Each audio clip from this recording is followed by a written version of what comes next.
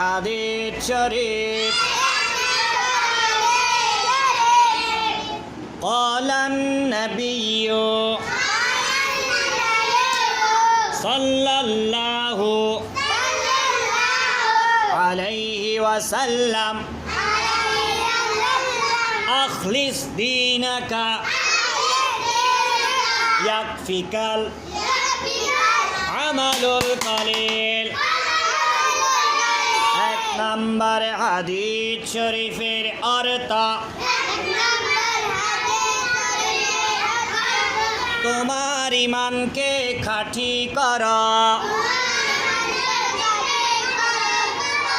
অল্প আমলই নাজাতের জন্য যথেষ্ট হবে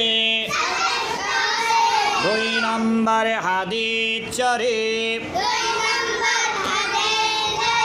খায়রুকুম মান তাআল্লামাল কুরআনা ওয়া আল্লামাহু দুই নম্বর হাদিস শরীফের অর্থ তোমাদের মধ্যে ওই ব্যক্তি সর্বোত্তম যে কোরআন মাজিদ শিক্ষা করে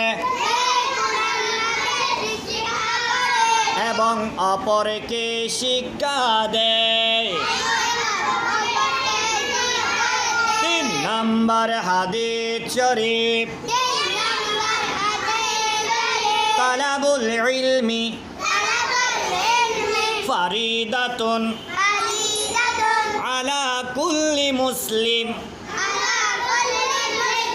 জ্ঞান অর্জন করা প্রত্যেক মুসলমানের উপর ফরজ